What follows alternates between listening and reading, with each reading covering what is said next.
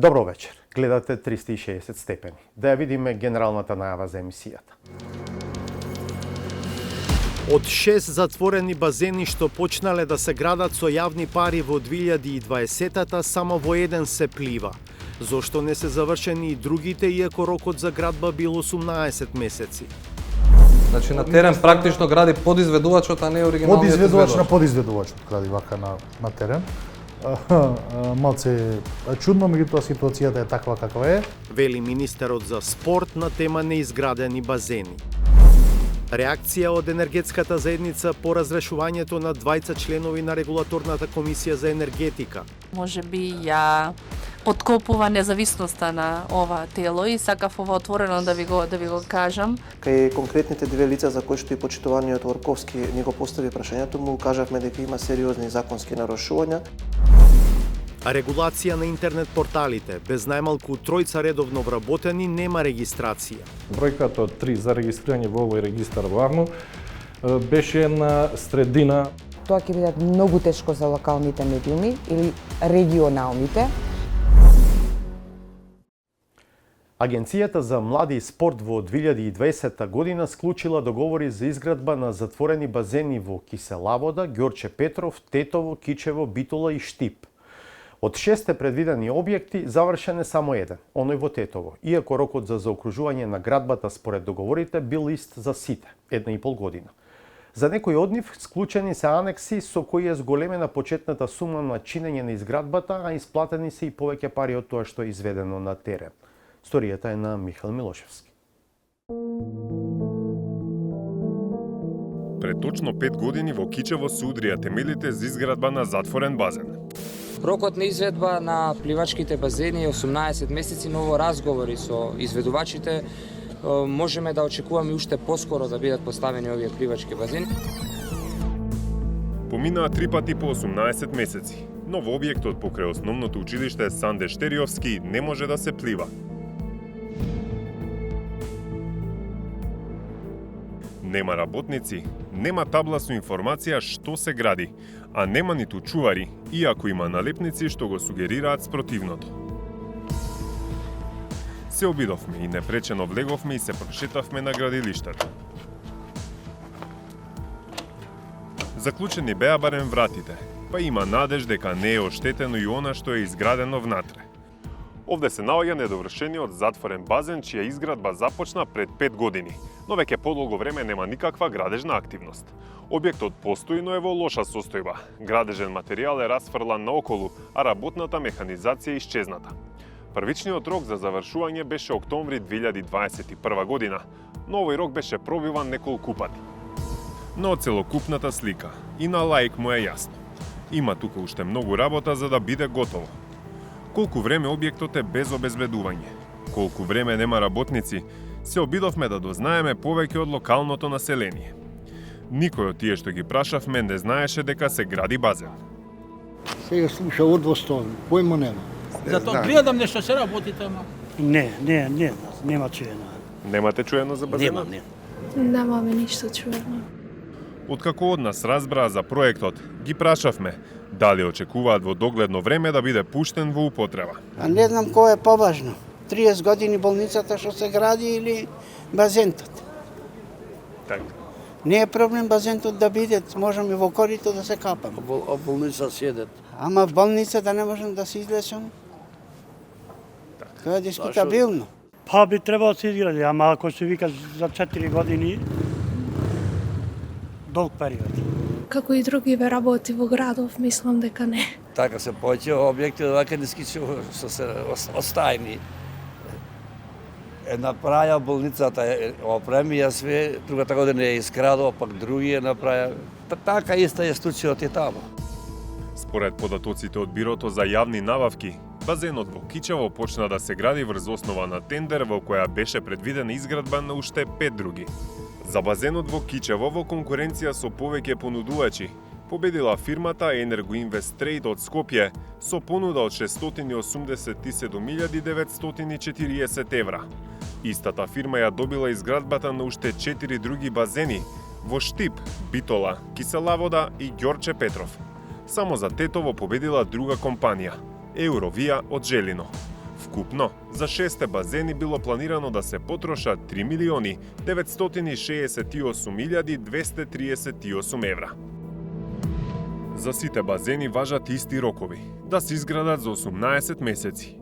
Важноста на договорите пак престанува кога во целост ќе бидат исполнети правата и обврските, но не подоцна од 4 години од подпишувањето. Тие 4 години се поминати, а на интернет страницата на Бирото за јавни набавки нема информација за анекс договори. Но невладината организација Центар за граѓански комуникации дошла до дополнителни информации за базенот во Кичево, истражувајќи го целиот тендер.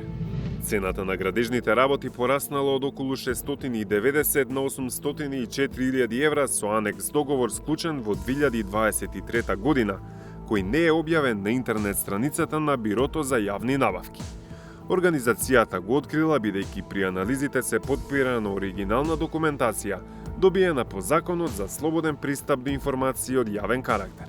Од извештаите од надзорот пак, откриле дека на изведувачот веќе му се исплатени 73% од договорените средства, иако биле завршени само 45% од градежните работи. Или, заклучуваат од Центарот за граѓански комуникации во своето истражување, Агенцијата за млади и спорт решила да потроши повеќе државни пари, прифаќајќи ги аргументите на Енергоинвест Трейд дека поскапеле материјалите. Но во ниту еден момент и покрај повеќе кратно пробиените рокови не се активирани заштитните клаузули. Во согласно со договорот, изведувачот бил должен да достави банкарска гаранција за квалитетно и навремено извршување на договорот во висина од 10% од вредноста на договорот. Но според достапните податоци, Агенцијата за млади и спорт и покрај огромното доцнење не ја активирала банкарската гаранција, ниту пак иницирала судски спор за неизградбата на базенот. По Кичево, отидовме да го бараме базенот во Битола. Таму објектот се наоѓа во дворот на основното училиште Даме Груев. За разлика од Кичево, каде е видливо дека подолг период на терен нема градежни активности, во Битола во моментов се работи на внатрешниот дел, односно се поставуваат цевки и плочки. Иако не ни беше дозволен пристап во внатрешниот дел, лицата кои работат на објектот во неформален разговор не известија дека според очекувањата базенот ќе биде функционален за 2 до 3 месеци. Новите прозорци и врати се затворени за јавноста, но камерата успеа да сними што се случува внатре. Генерално, просторот изгледа посреден од оној во Кичево. Дел од битолчани знаат, дел не, дека во градот се гради базен.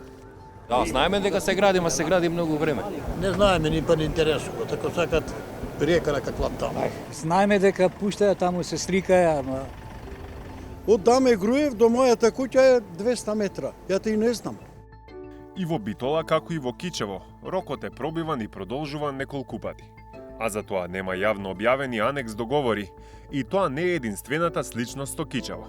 И во Битола базенот поскапел, од почетните околу 705.000 евра на 815.000.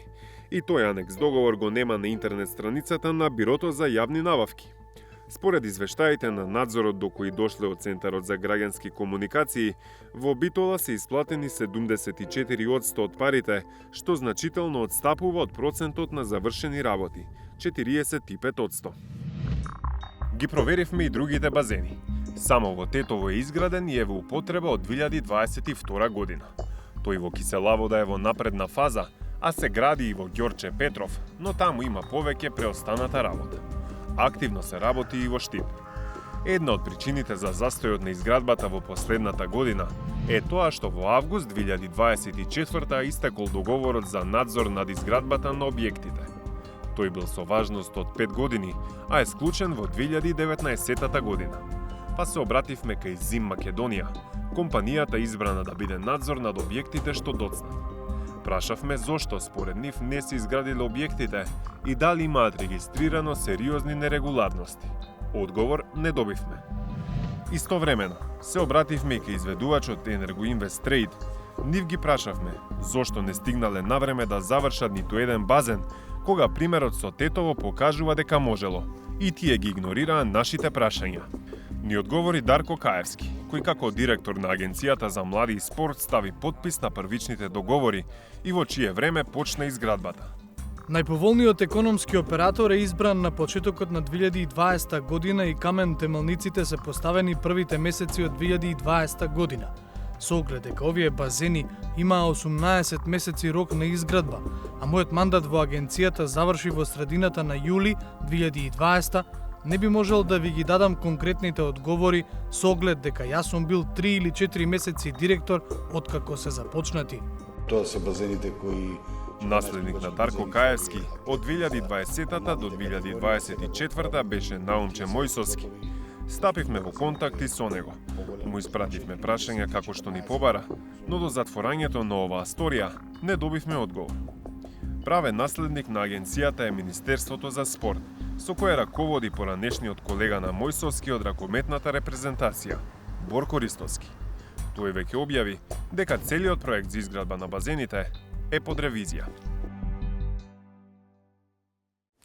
Токму ревизијата на случајот со базените е една од темите во краткиот разговор со министерот за спорт Борко Ристовски, кој следува. Колегата Александар Димитриевски го прашува министерот и кои се фирмите чии работници ги затекнавме на терен, а не фигурираат во ниеден од јавно достапните документи.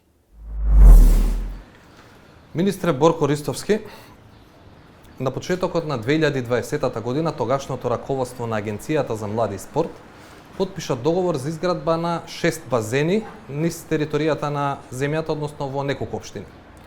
Не станува збор за малку пари, тогашната процената вредност, потпишана вредност беше околу 4 милиони евра.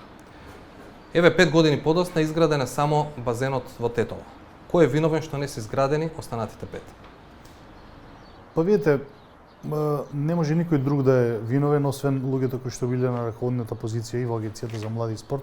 Не навлагам кој бил, дали претходниот или пред неговиот претходник, така да вината секогаш мора да ја барате најпрво во самите себе, затоа што барем јас така размислувам и така мислам дека треба да функционира на институција одговорна, така да вината мора да се бара исклучиво и само кај институциите кои што или кај претходната влада која што раководела со тие институции. Вие веќе најавивте ревизија на овој проект, заедно со, предпоставам, и други проекти кои што претходно ги спроведувала агенцијата, сега ги превзема Министерството за спорт. Сакав да ве прашам, кога станува збор за базените, до каде е ревизијата и дали веќе имате одредени заклучоци? Оно што можем да окажеме дека паралелно со ревизијата работиме и на вештачење на дел од базените, затоа што вештачењето ќе даде еден дел финансиски, меѓутоа мора да направите и градежна ревизија или градежно вештачење за да ги споредите тие две податоци, да видиме не се работи само тоа што е платено, меѓутоа треба да направиме паралела и споредба, да видиме дали тоа што е платено е соодветство со тоа што е направено. Ние во овој момент вештачењето е при крај. За едниот базен во Охрид, без разлика што вие не го спомнавте, затоа што не е во оваа група на базени, меѓутоа најбрзо ќе оди за вештачењето за базенот во Охрид, затоа што е најкрупен и работите си при крај таму. Внатрешната ревизија ќе продолжи да си ја работа, зашто верувате дека е обемна документацијата. Сите овие базени се, кога ќе ги ставите во една папка, се обемен случај и ќе верувам дека ќе потрае малку, меѓутоа најважно од се е дека ние влеговме со една единствена цел, тоа е да ги завршиме сите овие базени, а паралелно со завршувањето на базени да си течат и ревизиите и вештачењата. Пак би ве прашал кои се досегашните заклучоци од ревизијата и од вештачењата кои што ги спомнавте, дали веќе имате индиции за потенцијални кривишни дела или пак станува збор за небрежност? Како што кажав, постапките се во тек, ревизијата е во тек, вештачењето е во тек. Од она што е досега неофицијално од вештачењето што го имам добиено во разговор, а тоа е дека има отстапки во делот на базенот во Охрид, за другите немам конкретни информации, меѓутоа можам да зборам за базенот во Охрид. Има мали отстапки во проектот, кои што се незначителни и во овој момент не може да значат никаков криминал, барем до сега, доека официјално не заврши и вештачењето и ревизијата, не може да дава поконкретен одговор, затоа што едноставно не е во моето делување. Кога ќе го имаме завршните извештаи и од ревизијата и од вештачењето, ќе излеземе и бидете сигурни дека доколку има простор за поднесување на соодветни кривични пријави, ќе го направиме тоа. Сите овие базени се почнати да се градат со договор склучен во 2020 година. Еден од членовите во договорот вели дека рокот на важност на овој договор е најмногу 4 години. Тие 4 години се истечени. Кој гради сега таму и врз која основа? Не се истечени, затоа што сите договори се подпишани во 2020 година. Точно. И рокот на важност е 4 години. 4 години. Ние пред да веројатно делот од базените претходно има подпишувано и анекси за продолжување на договорот. Меѓутоа не знам од која причина, инаку да знаете рокот на изведба на секој од базени 18 месеци. Точно е, рокот и изда. мене не ми е јасно како кога подпишувате договор за изведба од 18 месеци, не можете да го завршите за 18 месеци, нека се пролонгира 2, 3, 5 месеци, меѓутоа договорите се подпишувани на 4 години, што значи од 18 рок на изведе 18 месеци, а рок на договор е 4 години, што малце има нелогичности и мене не ми се јасни тие работи, меѓутоа како и да е, фактичка ситуација е таа. За сите има анекси за продолжување на договорите. Она што јас го затекнав како ситуација фактичка кога дојдов, имавме два начина како тоа да го решиме. Најпрво бев на размислување да тие договори ги раскинеме и да почнеме со нова постапка, повторно објавување на нови тендери, репрограмирање на старите. Меѓутоа по консултација со колегите мои, по едно мое размислување, одлучив да седнеме и да ги продолжиме, да ја продолжиме изградбата на овие базени, затоа што верувајте ќе направевме ајде да кажам спортски фаул со самото тоа што знаете дека цените на изведба на базен во 2020 година кога се подпишени договорите се едни, а сега доколку би направиле комплетно нов проект со комплетни нови тендери би начинело барем за 30 до 40% поскапо. Одлучивме да одиме по патот по кој што ќе биде во интерес на општеството, на спортот и да ги правиме овие и ревизии и вештачења и да ги викаме изведувачите кои што економските оператори кои што ги имаат и нивните подизведувачи и со еден разговор да го решиме тој проблем, сите оние недостатоци затоа што имаше и некои побарувања кои што се нелогични, да ги тргнеме на страна, да ги испегламе недоразбирањата или обидите кои што можеби во минатото ги имало за евентуална како? Например, какви недоразбирања? Па еве, например, мене не ми е логично и сега ќе правиме, пак ќе повторам затоа што е најблиску до вештачењето во Охрид, ќе правиме измена на проектот на базенот во Охрид и наместо монтажно корито ќе има нормално плочки кои што ќе заштедиме, ако не се лажам, околу 200 или 300 000 евра, што се пари сепак на граѓаните, а тие пари ќе ги пренамениме во поквалитетно машинство, затоа што и самиот проект на машинството беше на базенот во Охрид зборувам, беше невозможно да се направи, една од причините за неговиот застој и токму тоа, значи ние ќе правиме и нов проект за машинство, а средствата од дополнителни кои што се мене лудост да ставате вие монтажно корито на базен, кои што не планирате. Самиот збор монтажно корито кажува дека тоа корито утре планирате да го вадите и да го преместувате на друго место.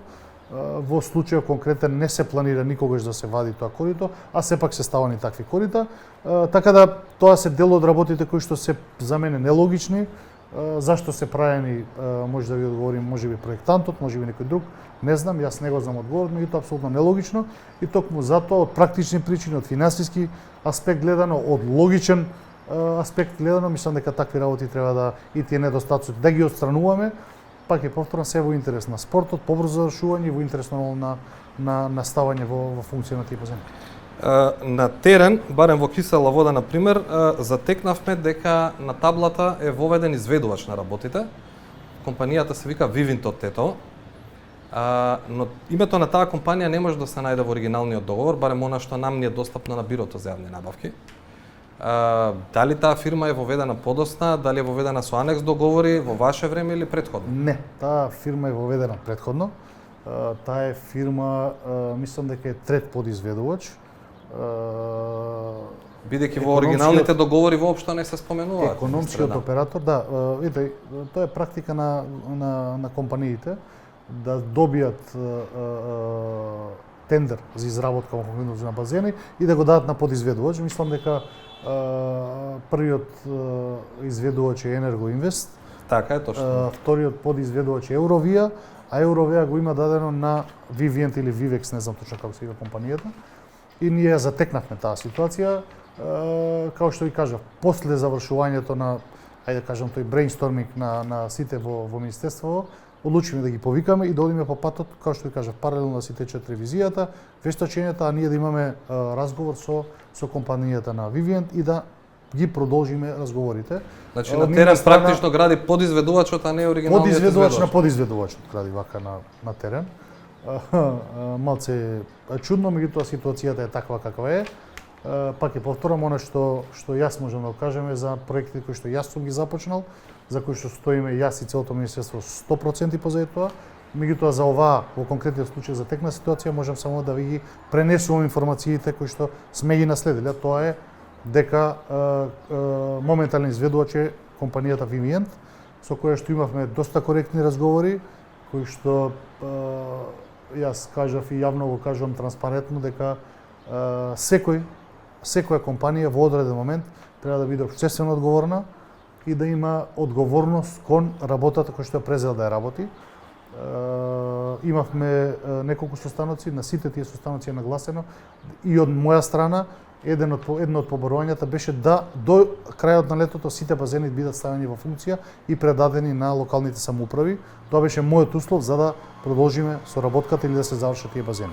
Само формално би прашал во ваше време потпишувавте некакви анекси со нив или тоа се направено од претходно? Не, во наше време нема потпишувано, јас колку што ми информирам, можеби да грешам, и тоа не е потпишано во наше време продолжување. Како го решивте проблемот со надзорот? Бидејќи надзорот исто така имаше рок на важност на договорот кој што е истечен во јули или август 2024 година. Точно. Кој го врши надзорот сега на објектите кои што се градат, исто така надзорот, рокот за важност на тие договори? Точно е. Со дел од општините направивме договор да тие го преземат надзорот. Например, со општина Кисела Вода, со општина Битола.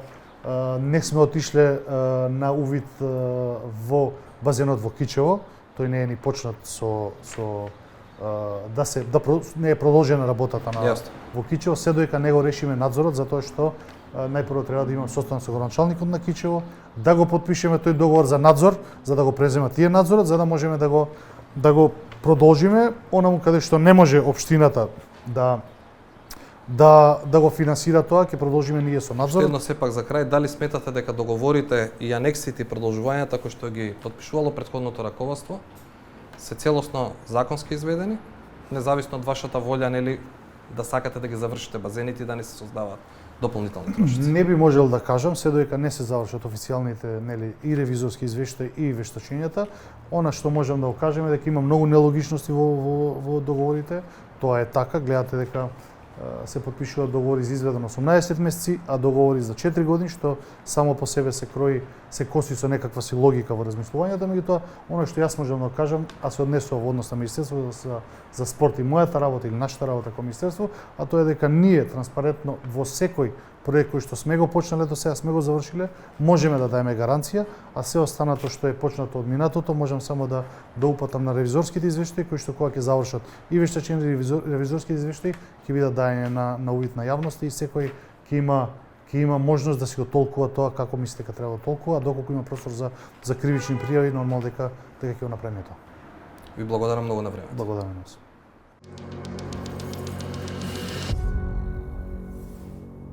Продолжуваме со следната најавена тема. Шефот на секретаријатот на енергетската заедница, полјакот Артур Лорковски, неделава од Македонското собрание изрази загриженост дека власта ја подкопува независноста на регулаторната комисија за енергетика. Реакцијата доаѓа откако парламентот веќе разреши 2 од вкупно 7 члена на телото, а пред разрешување се уште 2. Одвајачкото мнозинство и од владата аргументираат дека разрешените и предложените за разрешување не ги исполнувале условите за да бидат избрани. Прашањето кое се поставува во историјата на Галена Николовска-Ризвановиќ е, ако е така, дали власта избра законски пат да исправи грешката? Предлогот Андреј Тасев да биде Кон средината на декември, собранието разреши 2 членови на регулаторната комисија за енергетика. Со 64 гласа за, на Андреј Тасев и на Мерита Дема, предвреме им заврши функцијата. Констатирам дека Андреј Тасев е разрешен од функцијата. Предлогот за предвремено разрешување стигна од владата. Тогаш од Илинденска број 2 наведоа дека основот е во членот 19 став 6 од Законот за енергетика. Тој пропишува разрешување на член на комисијата пред истекот на мандатот ако несовесно и нестручно ја вршил функцијата, извршил повреда на обврските за непристрасност и независност, ја злоупотребил функцијата или на друг начин работел спротивно на законот. Но органот кој утврдува дали член на комисијата исполнил некој од условите за предвремено разрешување не е владата, туку регулаторната комисија за енергетика, како што пишува во ставот 7 од истиот член на законот. А регулаторна ниту разговарала, ниту утврдила дека Тасев и Дема треба да се разрешат. Дома случајот речиси и да се заборави, но не и надвор. Директорот на секретаријатот на енергетската заедница Артур Лорковски, кој изминативе денови беше во посета на земјава, од собранието јавно порача. Со предвремените разрешувања на членовите на регулаторната комисија за енергетика се доведува во прашање независноста на институцијата. Од неодамна забележавме одлука за распуштање на 2 членови од ова регулаторно тело што може би ја подкопува независноста на ова тело и сакав ова отворено да ви го кажам. Разрешувањето на двата члена се наблюдува на вистина внимателно од секретаријатот и очекуваме владата да ни даде образложение за таквото разрешување. Седницата на која се обрати Лорковски ја водеше Бојан Стојановски, пратеник од ВМРО ДПМН.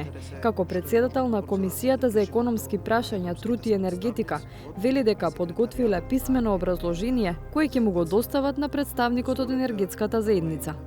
А тоа е дека ниту двајцата веќе разрешени членови, ниту двајцата кои допрва ќе се разрешуваат, смееле да бидат избрани.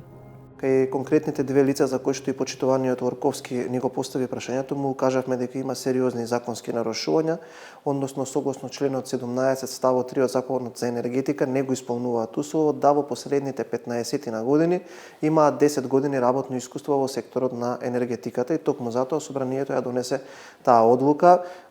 Информиран сум дека во Министерството за енергетика веќе се припрема писмениот одговор од господинот Лорковски и тоа ќе биде набрзо доставено. Во разговорот со Стојановски не го проблематизиравме тврдењето на власта дека разрешените членови не ги исполнувале условите кога биле избрани, туку дека начинот на кој се разрешуваат го нема во законот. Стојановски остана на ставот дека владата сепак има таква надлежност. Секако дека има, тоа е во членот 18 ставот 1, а и во другите ставови во истоимениот закон, бидејќи замислете, од тие членови во регулаторната комисија, дури четворица не ги исполнуваат условите.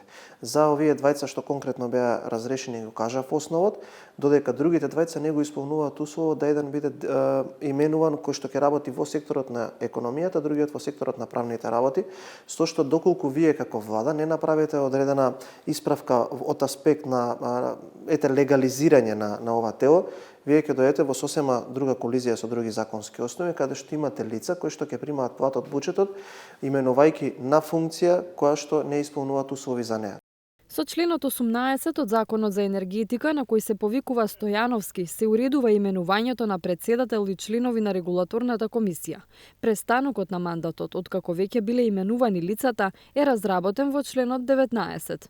Но дури и се да е чисто во постапката на разрешувањата, како што вели Стојановски, зошто за секретаријатот на енергетската заедница постои сомнеш дека се нарушува независноста на регулаторното тело?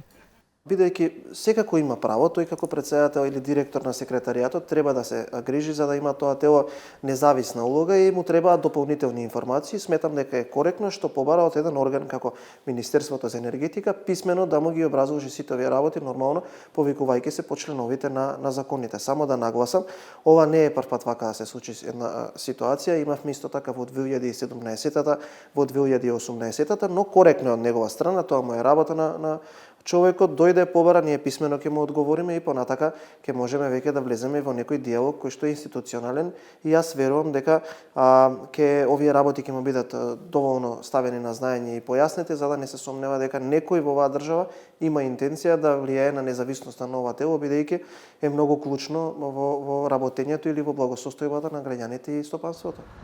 Одговори за коментарот на Артур Лорковски побаравме и од владата. и оттаму како и претеникот Стојановски се повикуваат на членот 18 од Законот за енергетика, иако во предлогот за разрешување се повикаа на друг член, 19. Дополнително тврдат дека не се нарушува независноста на Регулаторната комисија за енергетика, се додека се постапува согласно законот. Формално, сепак, до енергетската заедница одговорот ќе го испрати Министерството за енергетика. Оттаму не ни кажаа дали веќе го сториле тоа. Во одговорот за 360 степени посочуваат дека тие немаат никаква врска во разрешувањето на членовите на комисијата. Министерството за енергетика, рударство и минерални суровини јасно потенцира дека не се меша во Регулаторната комисија за енергетика, РКЕ, која е независно тело со строго утврдени надлежности, чии одлуки и постапки се автономни и одвоени од влијанието на Министерството. Процесот на разрешување на членовите на РКЕ е спроведен од страна на надлежните институции согласно законските процедури. Одлуката за разрешување на дел од членовите на РКЕ е донесена од страна на Собранието на предлог на владата. Министерството за енергетика, рударство и минерални суровини нема законска надлежност и не е дел од постапката за избор или разрешување на членовите на Регулаторната комисија за енергетика. Додека траат бранувањата за разрешувањето на двајцата членови, владата распиша оглас за пополнување на нивните испразнети места во Регулаторната комисија за енергетика. Условите се истите оние пропишани во Законот за енергетика. Огласот е завршен, но од владата засега не откриваат колку и кои кандидати се пријавиле, бидејќи чекаат можни апликации испратени навреме, но кои доцнат поради поштата. Согласно член 18 од Законот за енергетика, пријавите на сите кандидати на огласот ги разгледува комисија од 5 истакнати стручни лица во енергетиката, кои даваат предлог до владата. За избор на кандидатите и за истиот по завршување на процедурите, јавноста ќе биде запознаена. Селектираните кандидати како предлог на владата ќе треба да бидат доставени до Собранието за избор. А кога ќе се изберат, за очекување е Собранието да се наврати на предвременото разрешување на уште двајцата други членови на Регулаторната комисија за енергетика. Со тоа, мнозинството членови на регулаторна ќе бидат луѓе избрани од актуелното владеачко мнозинство во Собранието. Најавената регулација на интернет порталите и нивно законско препознавање како медиуми е веќе во владина процедура. Големата новина од фазата на јавни консултации на нацрт измените на законот е тоа што за впишување во регистарот што ќе го води Агенцијата за аудио и аудиовизуелни медиумски услуги, порталот ќе треба да има најмалку 3 редовно вработени. Како се стигнало до ова решение и какви се првите реакции од засегнатите, од Зоран Јовановски. Проценките се дека во светот ги има над 1 милијарда, додека за земјава нема ни груба бројка колку интернет страници се издаваат. Но слично за домашните и за странските е што просторот во кој функционираат е главно нерегулиран. А тој нерегулиран простор со години стана еден од главните извори на информации. Дали повеќе се информирате од интернет или од традиционални медиуми како телевизија, например? Од интернет. Вие? Интернет исто. Па ја повеќе искрено од интернет се информирам. Телевизија, тоа е интернет, малку вештачка работа, како да кажеме. Јас сум повозрасен од телевизија најчесто. Повеќе младиве интернет и тие работи. Од интернет. Ја мислам дека поише од интернет. Информативните интернет портали не се препознаени како медиуми во македонското законодавство. Ниту пак е дефинирано што е интернет портал и покрај тоа што овие публикации повремено добиваат пари од државата, како на пример за политички реклами за време на избори. Владата преку Министерството за дигитална трансформација подготви нацрт измени на Законот за медиуми во кои 360 степени имаше увид. Со нив, покрај весниците, радијата и телевизиите, како медиум треба да бидат препознаени и интернет порталите, наречени онлайн медиуми, интернет портали.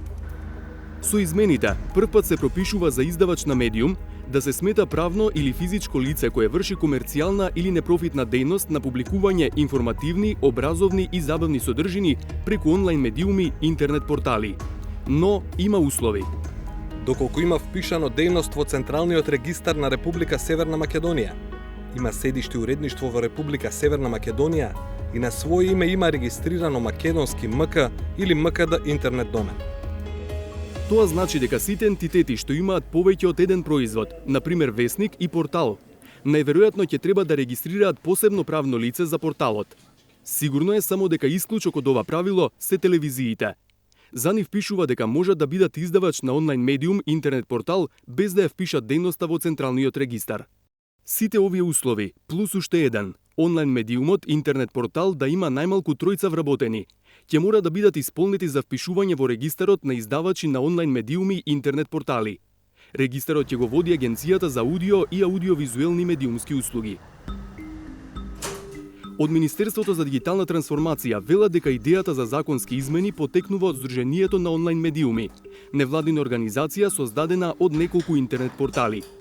Целта, велат од владиниот ресор, е да се воспостават законски права и обврски за интернет порталите, со што би биле заштитени и нивните редакции и публиката.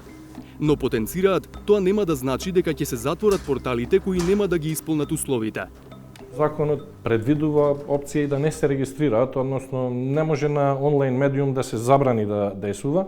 Со ова се поттикнува поголема професионализација и препознавање на онлайн медиумите како такви дека се придржуваат до одредени професионални стандарди, без при тоа да има обврска кон оние кои не сакаат да бидат дел од тој регистар.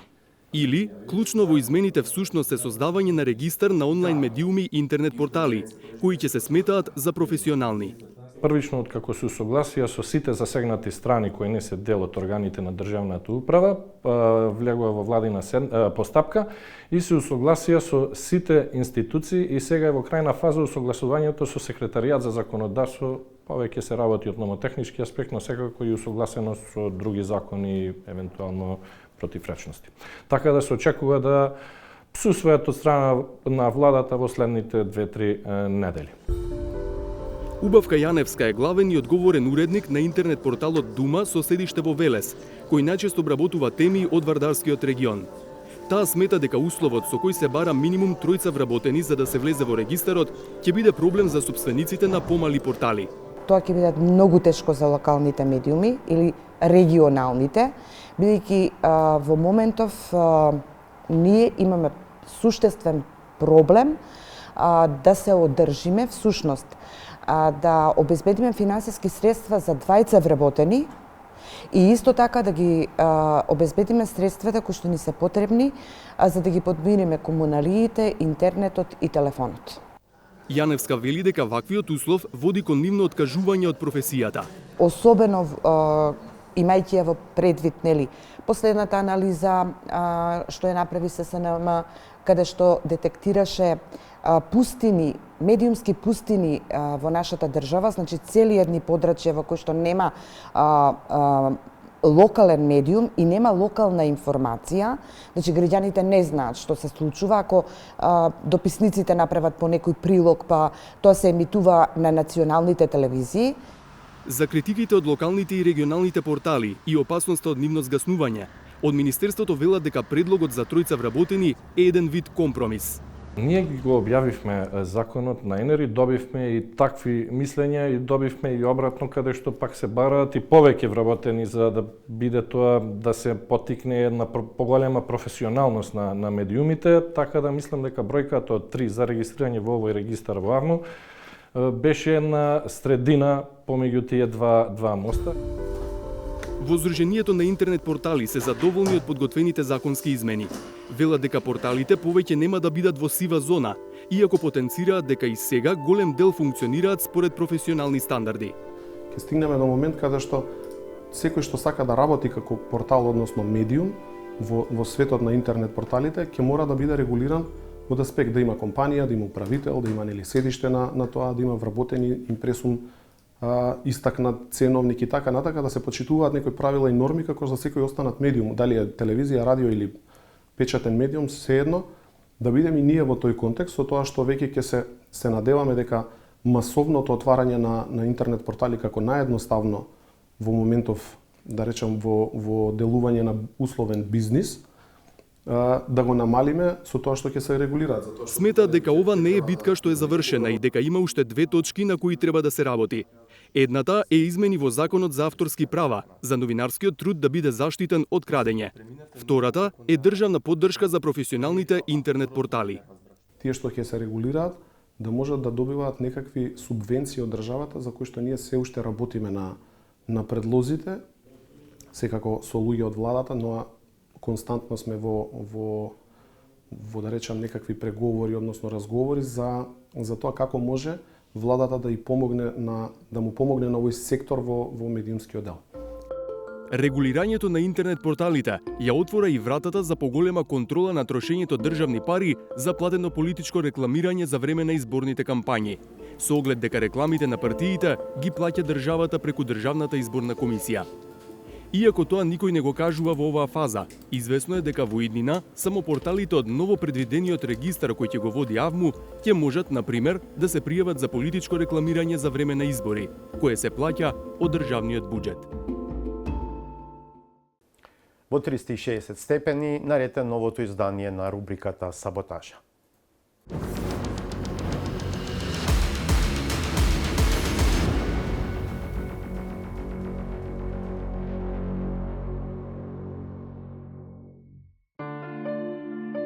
Можеби на трговците им оди тешко со почитувањето на мерките на владата за замрзнување на цените, ама граѓаните ги послушаа советите. Откриваат дека со прошетките не само што се подобрува здравјето, туку и се утврдуваат големите разлики во цените. Различни. Тоа треба да шеташ низ града, да не дуваш. Јас сега се префрлам таму има на новата улица. Таму гледам. Отиде баш пита многу поевтини. Може да ти кажам 80% да се таму. Граѓаните лесно се адаптираат, ама општинарите никако не можат да ги сменат навиките. Иако се од нив платени, тие продолжуваат да се однесуваат со истите манири, па од дебатата за надминување на секојдневните проблеми. Поважни им се други работи. Може ли да има малку мир? Ако сакат советниците да пијат кафе, ќе се излезат надвор. А ако излезат надвор, се соочуваат со одлуките кои ги донесле, без никаква одговорност за последиците од непромисленоста при набавките, доведува до ситуација во која се нема објаснување за вложените трошоци. Значи, повеќе типови на машини се набавени, едни се исплатливи, други не се исплатливи. Значи, метларката што се движи, што ја гледаме секојдневно, значи самоходната, таа е исплатлива. Сега, оние машини што ги правосмукалки што ги викаме, малку се понеисплатливи, пошто ќе нив се случи дефект. Инаку, како машини се исплатливи, но се случи дефект и моментално имаме проблеми со сервиси. Проблемот со сервисите што ги пружаат локалните власти не се однесува само на хигиената. Изгледа дека е потребно и потемелно чистење, бидејќи е несватливо зошто се плаќаат приватни фирми за проектирање лежечки полицајци, ако за тоа некои од општините си имаат свој. Нема сообраќајен инженер во Куманово, во јавно предпријатие, основавме јавно предпријатие за проектирање, не може да проектира запрека забавувач на сообраќајна лента. Проектира мост на Јангцек-Јанг река. 16 километра. Тоа веројатно е една од причините зошто давачките постојано растат. Стандардот опаѓа, па е реално тоа што некој се обидува да ја лоцира и одговорноста, која не е само на ниво на локалната самоуправа. Ако двајца сопружници одат на работа и си ја работат својата обврска, и створат семејство, и зиват 20 плата, регула, и од први до први не може да се преранат, и да си ги завршат сметките. Не е проблем од народот, проблем од државата. И на крајот, проблемот може да ескалира на најразлични начини. Ние гледаме, не знам дали тоа е дрога или што субстанции, има луѓе што постојано се шетат по центарот на градот, дуваат, што дуваат, Бог ти му знае. Без да си има забелешка за забелешката. Но треба да се свати дека покрај дрога, многуми надуваат и во маштеници, оти многу пати во изминатите години биле попарени од млекото. Заокружуваме уште едно издание на емисијата 360 степени. Ви благодарам за вниманието со кое не следевте. Ви закажувам нова средба в понеделник од 20:15 на МРТ1. Пријатно!